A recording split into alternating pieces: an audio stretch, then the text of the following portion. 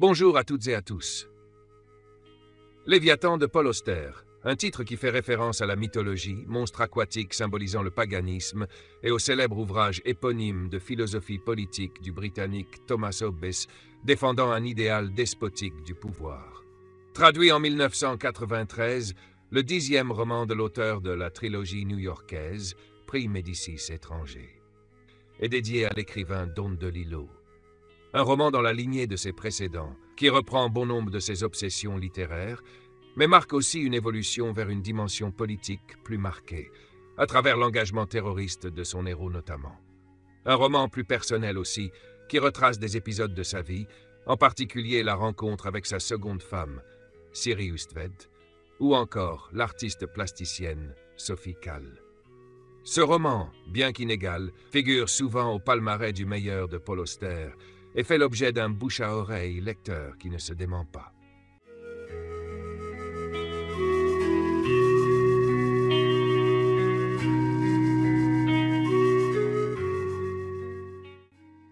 Le livre commence dès la première phrase. Un homme a été tué dans le Wisconsin, probablement en manipulant des explosifs. Il n'en reste rien, ni quasiment de sa voiture. Le Bureau fédéral d'enquête n'a aucune piste. Peter Aaron, écrivain, se dit qu'il doit se dépêcher avant que le Bureau fédéral d'enquête ne vienne chez lui pour lui poser des questions. Il est certain qu'il s'agit de son ami Benjamin Sachs, qu'il a rencontré des années auparavant, dans un bar de New York. Ils ont discuté, n'ayant rien d'autre à faire, et bu quelques verres. Benjamin lui a confié qu'il avait fait 17 mois de prison où il avait écrit un livre pour avoir refusé d'être incorporé dans l'armée pour aller au Vietnam. Ils ont continué de se voir pendant un bon bout de temps, puis se sont un peu perdus de vue après une grave chute d'une échelle de secours, subie par Benjamin. Des années plus tard, la presse dévoile qu'une copie de la Statue de la Liberté a été dynamitée dans une petite commune d'un État. Ces faits se reproduisent, et voilà l'Amérique qui se met à vivre au rythme des explosions de ces Statues de la Liberté. À chaque fois, il n'y a aucun indice, et rien ne permet d'avancer dans l'enquête. C'est par une femme que Peter Aaron va arriver à mener toute son enquête et à retracer l'itinéraire et les motivations de Benjamin Sachs. Une affaire bien compliquée, pleine de rebondissements.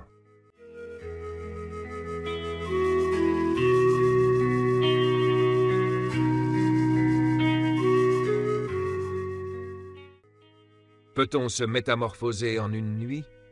Un homme peut-il s'endormir avec une personnalité et se réveiller avec une autre ?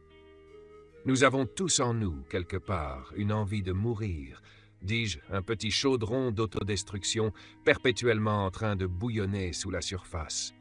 Pour une raison ou une autre, le feu brûlait trop fort pour toi ce soir-là, et il est arrivé quelque chose de fou.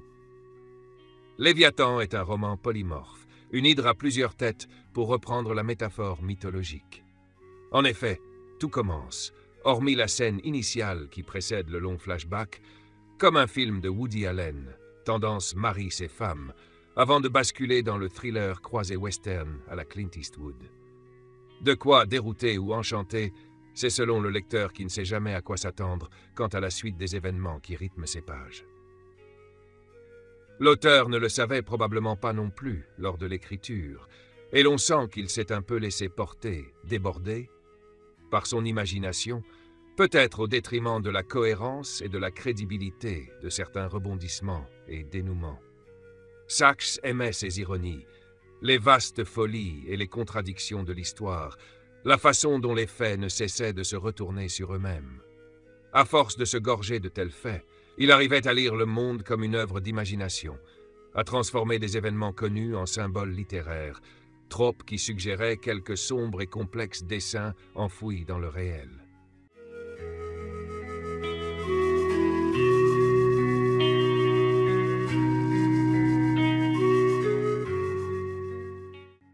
Selon l'angle sous lequel on choisit de l'analyser, il est ainsi possible de le présenter de différentes façons.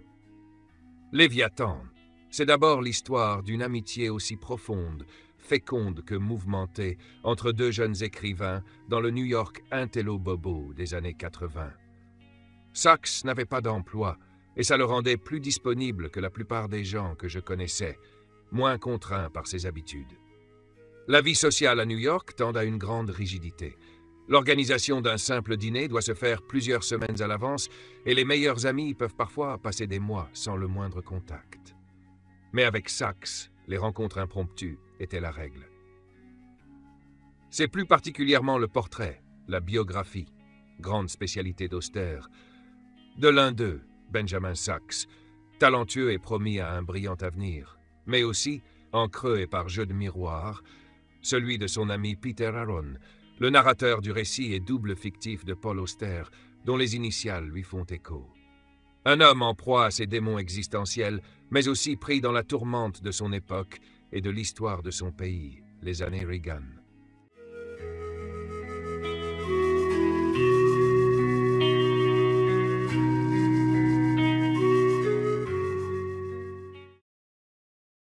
C'est l'un des romans de l'auteur où les relations amoureuses des personnages sont particulièrement développées et analysées, avec des personnages féminins forts qui ne sont pas uniquement des figurantes, comme dans Moon Palace, par exemple.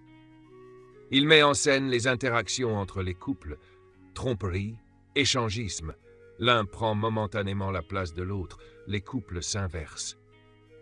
On repense à La Chambre dérobée, le tome 3 de la trilogie new-yorkaise, où un ami prenait la place et la famille de son meilleur ami disparu, tous deux écrivains également.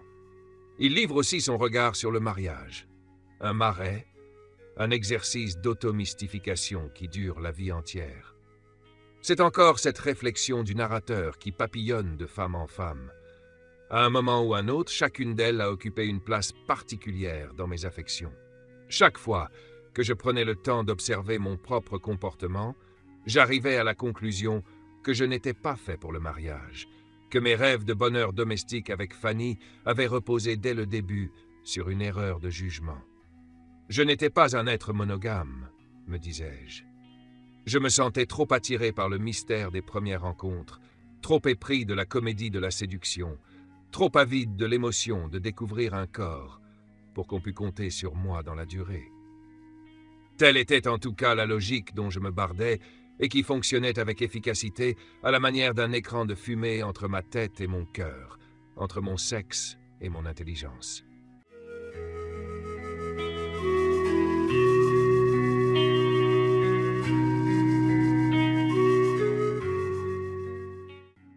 On sent particulièrement dans ce roman une sensualité à la fois forte et pudique. Maria était vêtue d'un short et d'un t-shirt, une tenue plus légère qu'à son habitude. Mais elle était sortie ce jour-là, avec l'envie qu'on la remarque. Elle souhaitait affirmer la réalité de son corps, faire tourner les têtes, se prouver qu'elle existait encore aux yeux des autres. Ou encore, je lui raconte des histoires. Ça fait partie d'un jeu que nous jouons. J'invente des histoires sur mes conquêtes imaginaires, et Fanny écoute. Ça l'excite. Les mots ont un pouvoir, après tout. Pour certaines femmes, il n'existe pas de meilleur aphrodisiaque. Cette sensualité est ici plus particulièrement poussée à travers la fascination que peuvent exercer les femmes sur ces héros, qu'il s'agisse de l'épouse de Sachs, Fanny, ou de la fantasque Maria Turner, inspirée de Sophie Calle, qui l'entraîne dans des expériences mi-artistiques, mi-perverses. Plusieurs pages sont consacrées à ces dernières, rejoignant la passion de l'auteur pour le thème de la filature, ici envisagé comme exercice de style.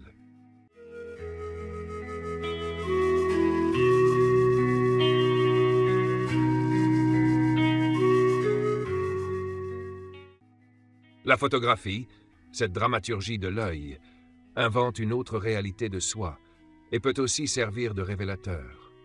Ce qui semblait lui plaire, c'était la combinaison du documentaire et du jeu, l'objectivation d'état intérieur. Il comprenait que toutes mes réalisations sont des histoires, et que même si ce sont des histoires vraies, elles sont aussi inventées. Le moindre mot est pour moi entouré d'arpents de silence, et lorsque j'ai enfin réussi à le tracer sur la page, il a l'air de se trouver là comme un mirage, une particule de doute scintillant dans le sable. Le langage ne m'a jamais été accessible de la façon dont il l'était pour Sachs. Un mur me sépare de mes propres pensées. Je me sens coincé dans un no man's land entre sentiments et articulation, Et en dépit de tous mes efforts pour tenter de m'exprimer, j'arrive rarement à mieux qu'un bégaiement confus. De telles difficultés n'existaient pas pour Saxe. Pour lui, les choses et les mots correspondaient, tandis que pour moi, ils ne cessent de se séparer, de voler en éclats dans toutes les directions. Je passe presque tout mon temps à ramasser les fragments et à les recoller ensemble, mais Saxe n'a jamais eu à trébucher ainsi. À fouiller les tas d'ordures ou les poubelles, en se demandant s'il ne s'est pas trompé dans la juxtaposition des pièces.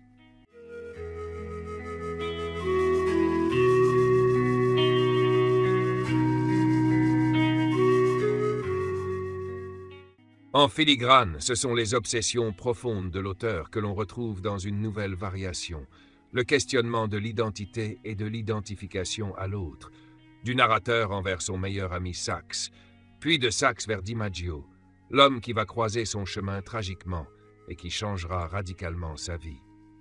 La relation entre fiction, pensée et réalité, le rapport aux mots, mais aussi et surtout le hasard et les contingences. Comment un petit incident peut bouleverser une vie, le fameux effet papillon, joue ici un rôle plus crucial que jamais. La grande question qui domine les pages de ce roman est qu'Auster cherche à illustrer à travers le destin hors norme de Benjamin Saxe. Et donc, qu'est-ce qui peut faire basculer une vie au point qu'un homme abandonne tout, femme, travail et amis, et chute? Il me semblait ressentir une sorte d'attraction cosmique, l'appel d'un destin inexorable.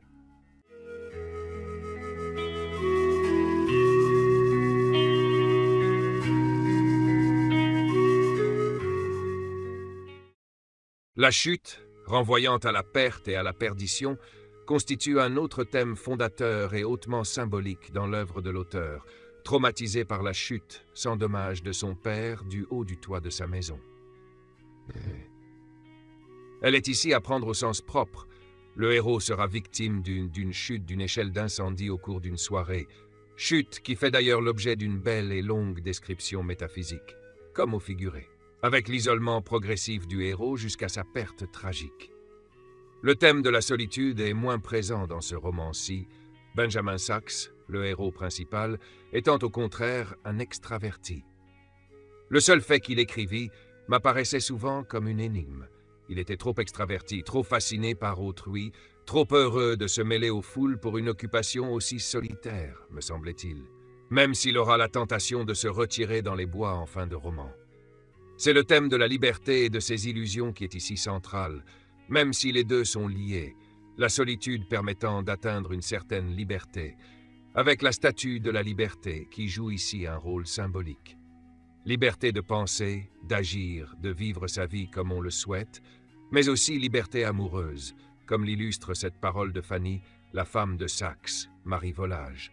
C'est l'arrangement que nous avons conclu. Si je ne lui donnais pas sa liberté, je ne pourrais jamais retenir Ben.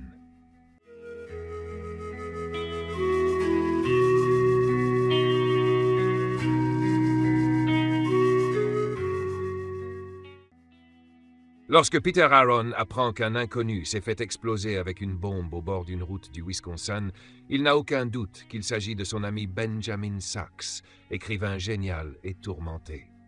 Il se met aussitôt à rédiger la biographie de Saxe, forme de réponse et de témoignage à l'enquête policière et aux échos médiatiques qui ne vont pas tarder. Le récit est celui d'une dérive, de la descente aux enfers d'un intellectuel, ballotté entre sa pulsion créatrice et les chaos de sa vie privée et publique. Mais au-delà de Saxe et Aaron, il y a quelques autres personnages de femmes très marquants. Iris, Maria, Liliane, riches eux aussi, et dont on ne fait que deviner par intermittence la biographie et le mal-être. C'est palpitant, très fouillé dans la psychologie et les états des personnages, complexe tout en restant réaliste. Mais Paul Auster n'en fait-il pas un peu trop dans la construction de son scénario et l'enchaînement des coïncidences?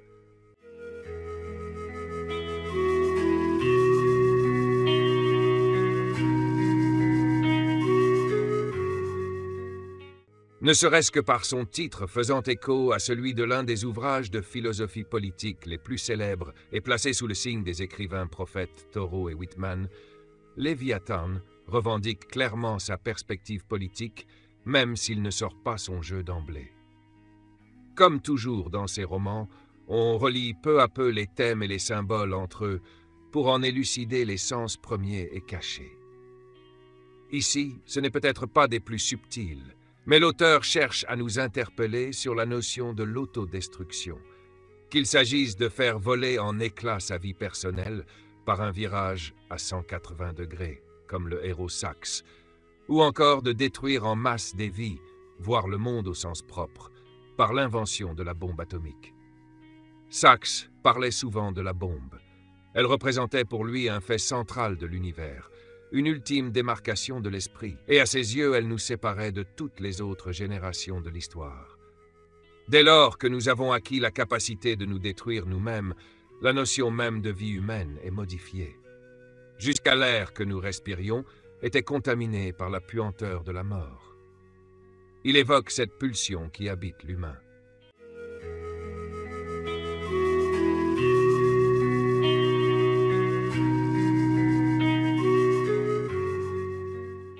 À travers son action terroriste, son héros veut dynamiter une certaine conception de l'Amérique, celle de l'égoïsme, de l'intolérance et de l'américanisme débile et triomphant. Réveille-toi, Amérique. Fais quelque chose pour ton peuple en plus de lui construire des bombes. Pour cela, il prend pour cible un des plus grands mythes populaires des États-Unis d'Amérique, la Statue de la Liberté, qu'il analyse. À la différence du drapeau qui a tendance à diviser les gens autant qu'à les unir, la statue est un symbole qui ne suscite aucune controverse. Depuis 100 ans, transcendant la politique et les idéologies, elle se dresse au seuil de notre pays comme un emblème de tout ce qu'il y a de bon en nous. Elle exprime l'espoir plus que la réalité, la foi plus que les faits, et on serait bien en peine de découvrir une seule personne qui veuille dénoncer les valeurs qu'elle représente. Démocratie, liberté, égalité devant la loi. C'est là ce que l'Amérique a de meilleur à offrir au monde.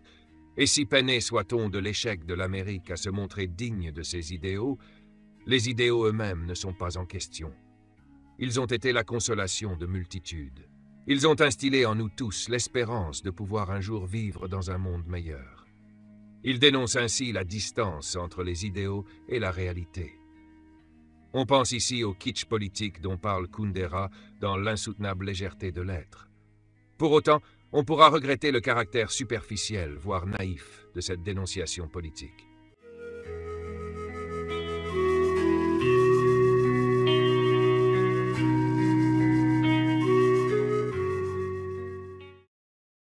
Ce faisant, Auster interroge aussi l'engagement de l'écrivain à travers la fascination exercée par DiMaggio, l'activiste écologiste. Ce n'est pas un criminel ordinaire, mais un fol idéaliste, un homme croyant à une cause, quelqu'un qui avait rêvé de changer le monde. Cette figure influence Saxe, qui décide d'agir lui aussi, et non plus seulement de rester passif derrière sa machine à écrire. Je ne veux pas passer le restant de mes jours à introduire des feuilles de papier blanc dans le rouleau d'une machine à écrire. Je veux me lever de mon bureau et faire quelque chose. Le temps d'être une ombre est passé. Il faut maintenant que j'aille dans le monde réel et que je fasse quelque chose. Au final, les impressions sont partagées.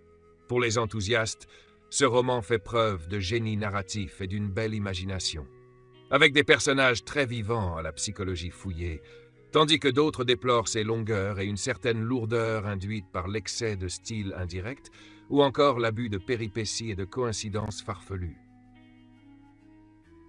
La première partie du roman est sans doute plus réussie que la seconde, qui s'égare dans la série B. L'irruption de DiMaggio et de sa femme Liliane est à ce titre assez brutale, voire grotesque, et nuit à la crédibilité du récit.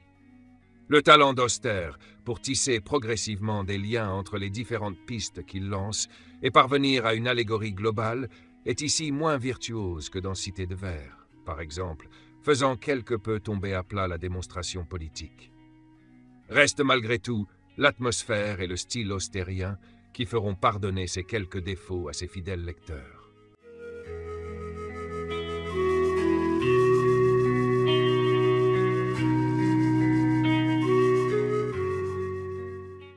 Paul Auster, dans Léviathan, livre une réflexion sur la création et ce que cela implique dans la vie de celui qui écrit. Il y a les rencontres, les désirs, les pannes d'écriture, mais également la vie personnelle qui continue et la difficulté de rester soi-même malgré les événements et aléas de la vie. L'amour, le mariage, les enfants, sans oublier les lieux d'écriture, un lieu à soi dédié à l'écriture. Merci, Virginia Woolf. Comment un écrivain connu, reconnu, peut-il se transformer en fantôme poseur de bombes et s'attaquer au symbole de son pays, la liberté? Comment et pourquoi Benjamin Sachs, jeune écrivain talentueux des années Reagan, est-il devenu celui qui fait exploser, l'une après l'autre, les multiples statues de la liberté ornant les villes américaines? C'est à cette question que cherche à répondre son ami Peter Aaron dans ce récit, traité à la manière d'une biographie. Une réponse anticipée aux enquêteurs du Bureau fédéral d'enquête à la légende médiatique qui s'est déjà emparée de Sachs. Dans une urgence poignante, sensible à chaque page, la loi est remise en question, tout comme les commandements américains, tandis que les corps gravitent autour de présences féminines envoûtantes.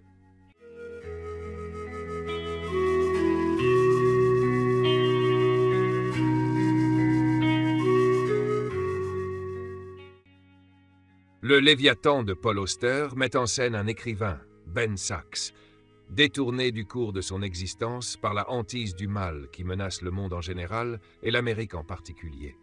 Or, il ne peut mener à terme le roman qu'il a entrepris, Léviathan, car l'action terroriste dans laquelle il s'est engagé se retourne contre lui. Peter Aaron, son ami, décide, pour prévenir les mensonges des enquêteurs, de reconstituer et d'écrire l'histoire de Sachs.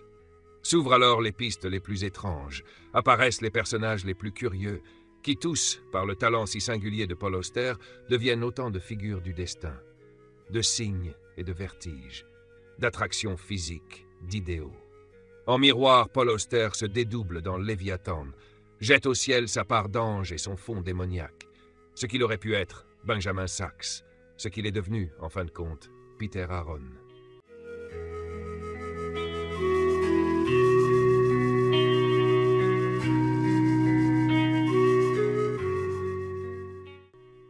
Je vous remercie d'avoir suivi cette vidéo.